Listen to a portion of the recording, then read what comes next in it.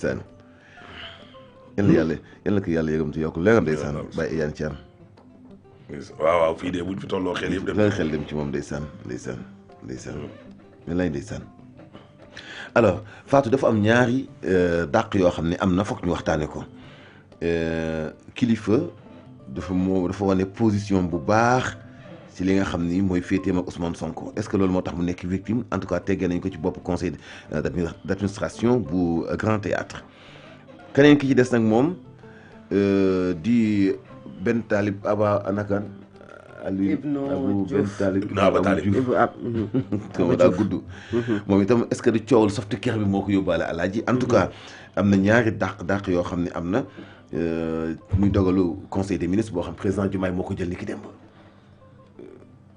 waaw xam nga Fatou di ma jëñax bal bi waaw wax na dëgg nag yaay kilifa gi di boo toogee fii da nga wax ba noppi ma door a wax alaaji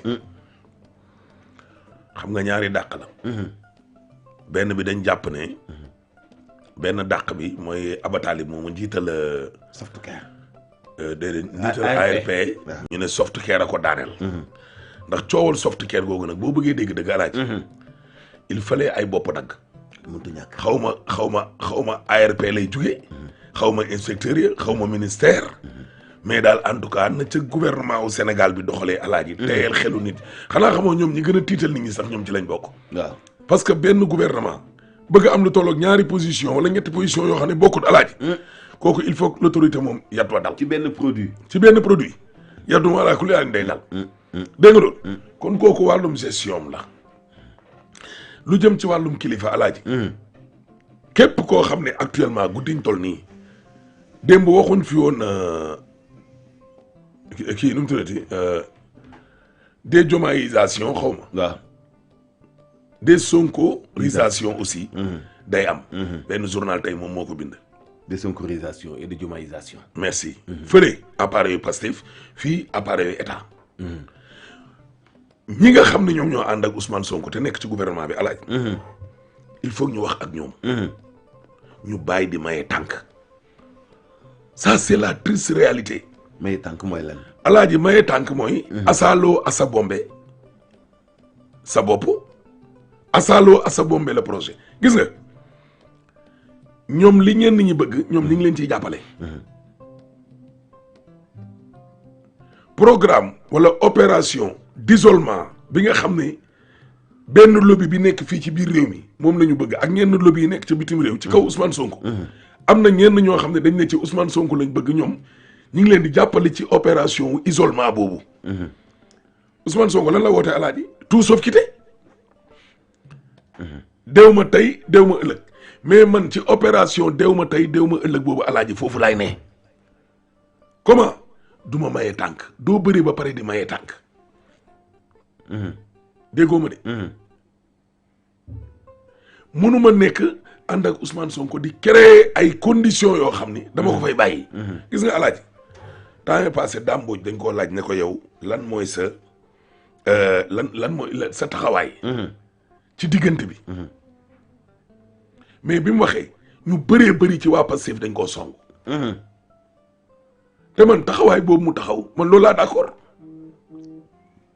ok mais pourquoi war a taxaw wax ne jaru ko Jomaay woote na Aïda Mbodj dafaa dem Malick Gakou dafaa dem Habib Sy dafaa dem Déthié Fall dafa dem Dame Mbodj dafa dem demuñu fa bi Ousmane Sonko wootee ak apt ñëw nañu dem nañu wala demuñu dem nañu Dame Mbodj dem na wala demul Dame Mbodj dem na ci apt bi ok dégg nga tranché nga ok mais jarul yow ngay toog di wax nit ñi naan leen waaw man du ma jaam man du ma diw di maye tànk di def loo xamante ni nii gars yi sa waay Ousmane Sonko après yow da nga koy bàyyi ci biir gaal gi waa léegi ñoom ñëpp alaaji bu ñu demee te Ousmane Sonko nee na projet bi ci nii ak ki nale moom ak révolution bi dina ko doxal te moo neen chaque jour on gouverne avec ses hommes waa homam yooyu bu ñuy mayee tànk di mayee tànk di mayee tànk ba mujj ko faa bàyyi moom donc kan mooy doxal léegi projet bi te ñu bëree bëri lenn dong moom moo leen ci dugal alaaji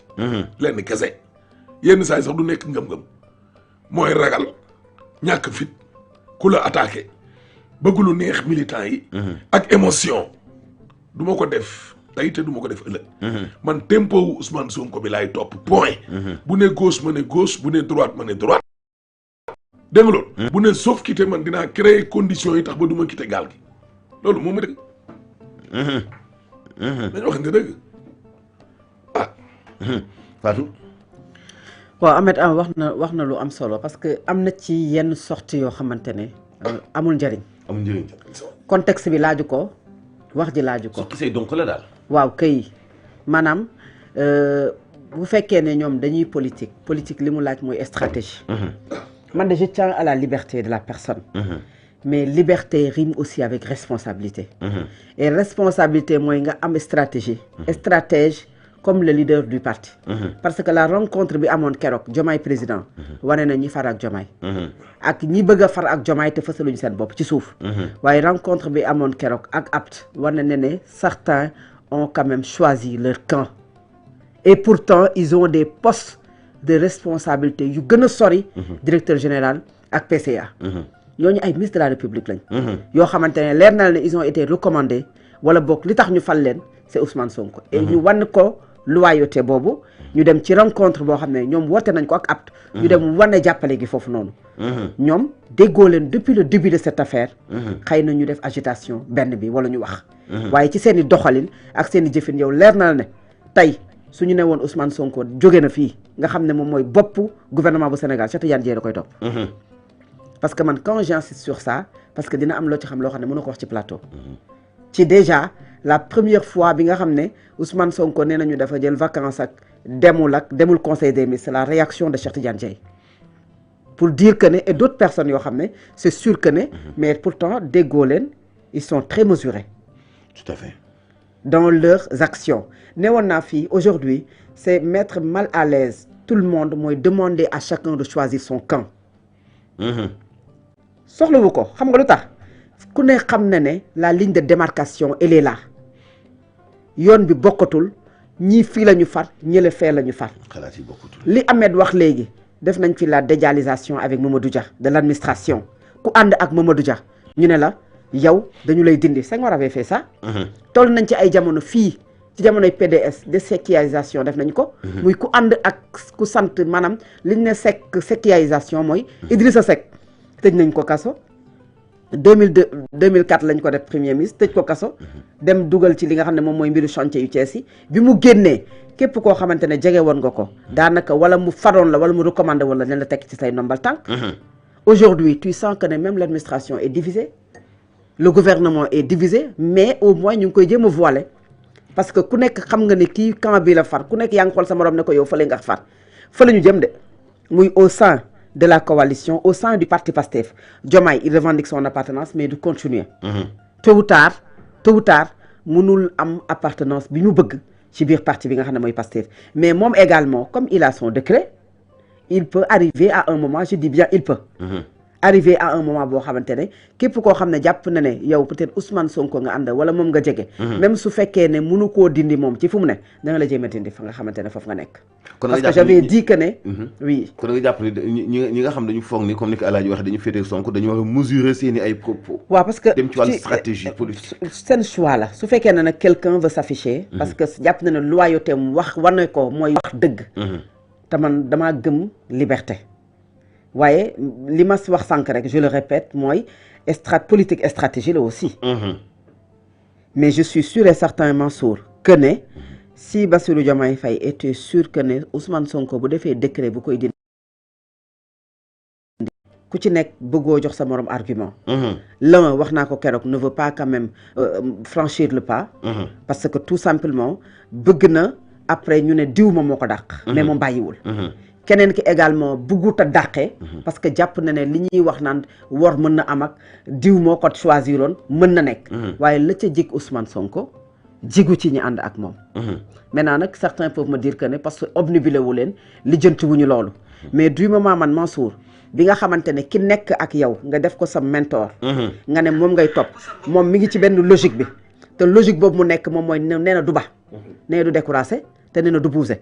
yow da ngay fexe yow également nga topp ci posture boobu parce que ce limogeage de Kilifeu il est tout simplement politique amul leneen limogeage bi c'est politique la nomination c'est politique et bon c'était la nomination on a nommé quelqu'un de Pastef ok mais quelqu'un de Pastef xamuma ko mais ci jàngat rek mooy Bassirou Diomaye Faye dal na les coordonnateurs départementaux je pense que il est de Kidira ou je sais plus foofu la bokk dalal na leen bi mu leen dalalee ci biir waxtaan bi man lecture ba ma ci am en filigrane moom mooy aujourd'hui am na ci ñoo xamante ne amuñuy poste mën nañoo xëy na frustré mais lii mën na nekk benn message que ceux qui sont loyaux maanaam ñi am loyauté ci man ñi nga xamante ne ñi ngi ci ligne yi ñi nga xamante ne wanewuñu seen far ñi nga xamante ne excessif uñu ëllëg man ma am décret mën naa leen a fal ça peut être un clin d'œil Mansour pour d'autres coordonnateurs départementaux que ne décret bi mi ngi fi te mën naa dégommer kii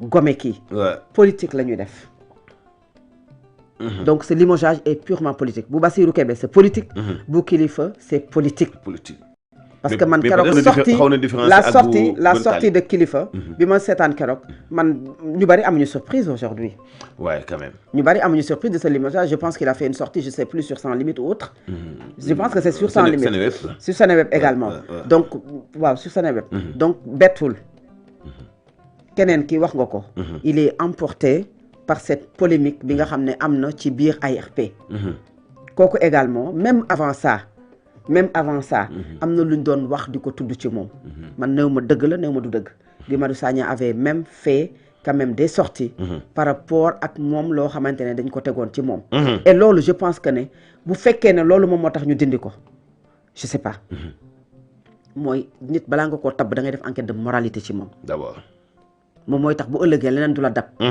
beneen bi mooy su fekkee ne l'affaire Softcare la donc loolu weddina li ministre de la santé waxoon parce que le ministre de la santé su fekkee ne li mu wax dëggantaan ci Softcare noonu la amee il n'y a absolument rien parce que joxuñu ñu les raisons et le président il a son décret il n'a pas besoin de donner les raisons du limogeage ñun dañuy analyser képp mais su fekkee ne c'est l'affaire Softcare moom moo ko yóbbu loolu weddi na kàddu yu ministre de la santé bi nga xamante ne moom en quelque sorte il avait lavé à grande eau Softcare mais loolu dafa confirmer le DG parce que li nga xam ne moom mooy le personnel ak le syndicat ñoom d'accord ñu ci DG bi génnee un communiqué pour wax ne produit Softcare yi amul dara mais Mansour beneen bi mooy nañu vérifier ba xam les limogeages là sont contresigné par le premier ministre moi je pose juste une question est-ce que le limogeage de Bassirou Kébé a été contresigné par Ousmane Sonko c'est une question que je me pose parce que aujourd'hui man jàpp naa ne mbir yi ni mu gaawee nii ak fi ñu toll Bassirou Kébé limogeage am def na daanaka ñetti ci ay bés wala ñaar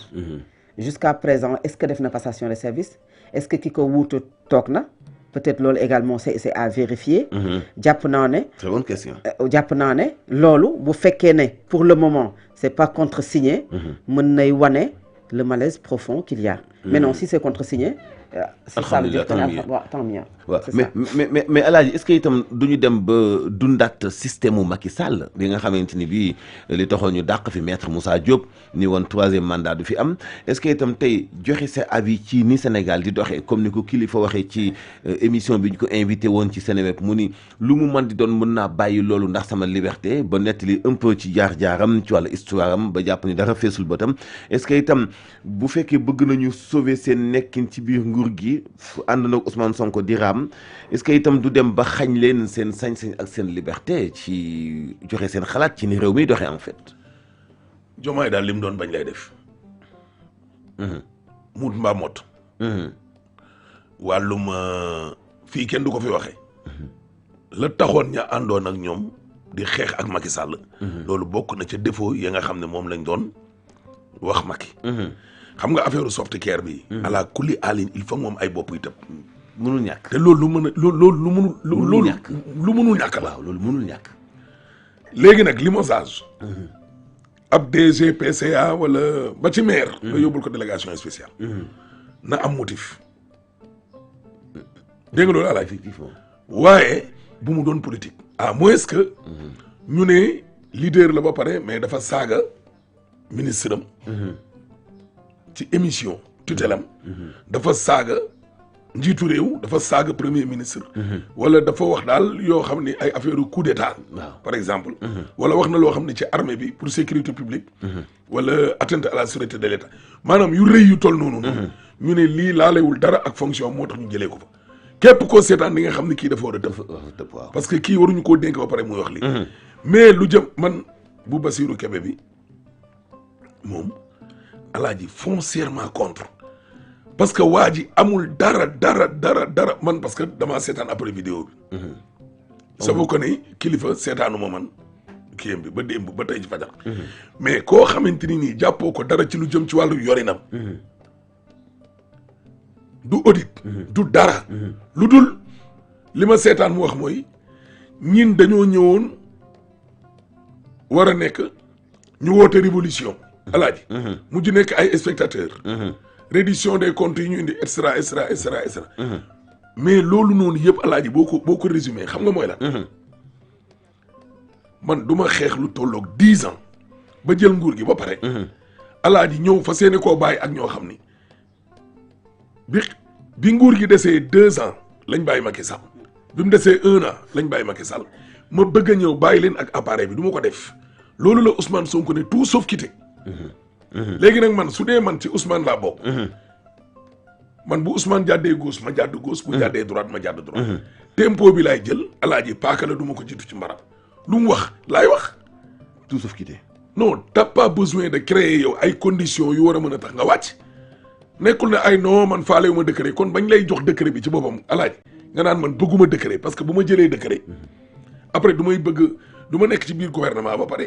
mel ni koo xam ne nekkuma ci biir gouvernement bi aussi.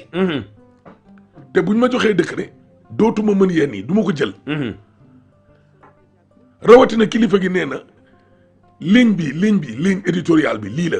alaaji foofu noonu laay toog mais am na ñoo xam ne par force il faut que nit ñi wax leen non saa waay waxal foo féete. jaru ko fi nga féete yow ci ay acte ngay bëgg di poser nit ñi xam ne kii fii la kee bu wootee du ma fa jaar. bu Ousmane wootee ma dem.